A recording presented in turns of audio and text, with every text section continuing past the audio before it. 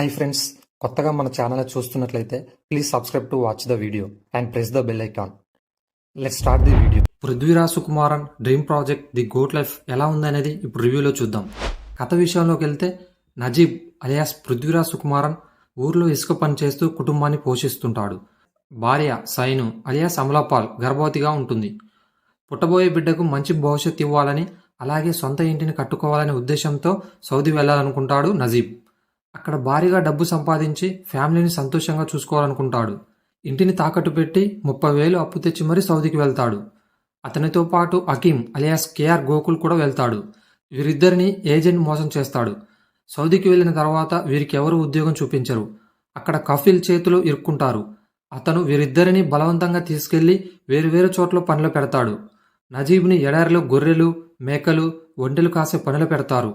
అక్కడ నజీబ్కి ఎదురైన సమస్యలేంటి, ఎడారి నుంచి బయటపడేందుకు నజీబ్ ఎన్ని కష్టాలు పడ్డాడు, African Ibrahim Kadiri alias Jimmy Jean Louis నజీబ్కి అందించిన సహాయం ఏంటి, చివరకు నజీబ్ తిరిగి ఇండియాకు వెళ్ళాడా లేదా అనేదే మిగతా కథ. కథ ఎలా ఉందంటే 90వ దశకంలో పొట్టకుటి కోసం చాలామంది భారతీయులు గల్ఫ్ దేశాలకు వెళ్ళేవారు. అక్కడికి వెళ్తే బాగా డబ్బు సంపాదించవచ్చని, దాంతో తమ కష్టాలని తీరిపోతాయనే ఆశతో అప్పు చేసి మరీ గల్ఫ్ దేశాలకు వెళ్ళేవారు. అలాంటి వారిలో చాలామంది ఏజెంట్ చేతులు మోసపోయేవారు.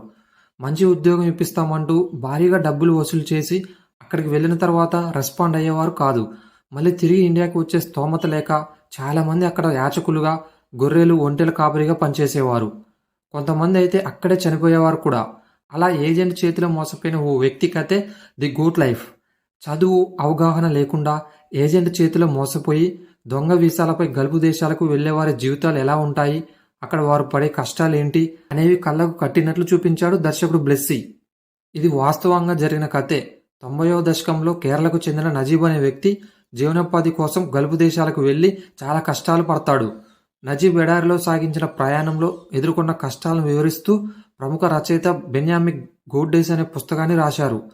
కేరళలో ఈ పుస్తకం అనూహ్య ఆదరణ పొందింది.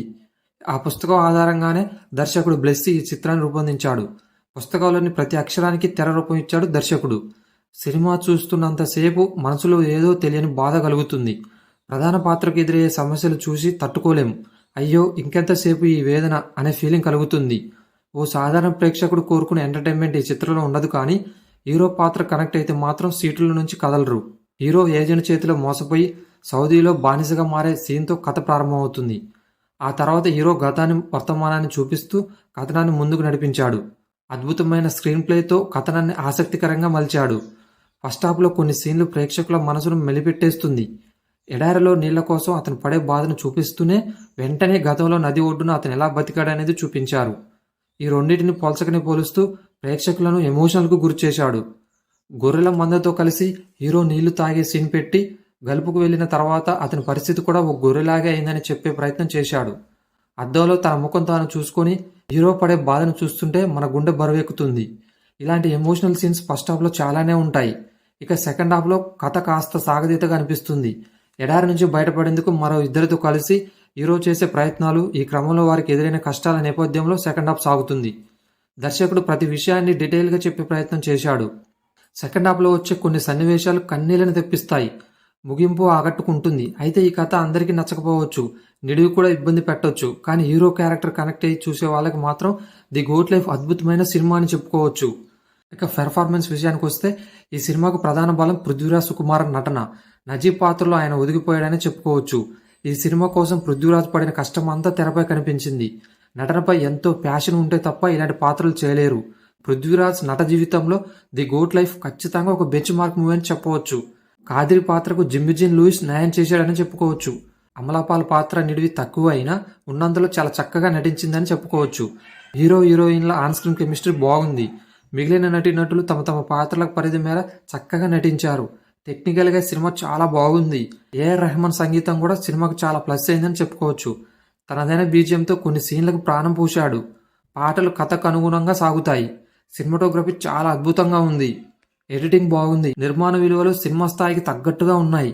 చివరిగా ఈ సినిమా కమర్షియల్గా ఏ మేరకు వర్కౌట్ అవుతుందో తెలియదు, కానీ ఇదొక అవార్డు విన్నింగ్ మూవీ అని చెప్పుకోవచ్చు. ఆస్వాదించే వారికి ది గోట్ లైఫ్ అద్భుతమైన సినిమా. ఈ సినిమాకి మేము వచ్చే rating 3. That's it for guys. Please subscribe to NR Reviews for more videos. Signing off.